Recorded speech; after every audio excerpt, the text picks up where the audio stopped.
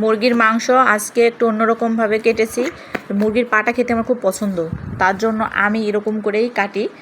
এই যে 3টা রসুন নিয়ে নিয়েছি, বাটা মশলাগুলো সব একসাথে দিয়ে দিয়েছি, নুন হলুদ দিয়ে দিলাম, একটু লেবুর রস দিয়ে দিচ্ছি। মাংসতে একটু সরিষার তেল দিয়ে ভালো করে মাখিয়ে এখন এই যে রেখে দিলাম। আমার কড়াই গরম হয়ে গিয়েছে, এখন তেল দিয়ে দিচ্ছি। তারপর জিরা তেজপাতা দিয়ে আমি ফোড়ন দিয়ে দিলাম। এই যে মাংসগুলো এখন দিয়ে দিচ্ছি। মাংস আজকে একটুও ভাজবো না, কষাবো না, কোনো কিছুই করব না, একসাথে সবটুকু জল পানি দিয়ে ভালো করে ঢেকে রাখবো। এই যে ঢেকে দিলাম। কিছুক্ষণ পরে আমি আবার ঢাকনা তুলে এই যে মাংসটা একটু নেড়ে চেড়ে দিচ্ছি। তারপর দেখি আমার মাংস এক সময় হয়ে গিয়েছে, নামাবো তার আগে একটু ভাজা জিরার গুঁড়ো দিয়ে দিলাম। এখন হলো আমি সস দিয়ে দিলাম ধনে পাতার, আর দিয়ে দিলাম টমেটোর সস, কারণ আজকে রান্নাটা সস দিয়েই হবে। সসের কারণেই আমার রান্নাটা একটু অন্যরকম টেস্ট নিয়ে আসবে।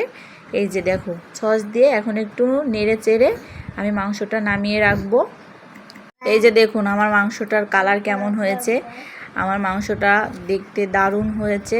আর দেখো, এই যে আমি খুলে দেখাচ্ছি, খেতেও কিন্তু সেই স্বাদ হয়েছে।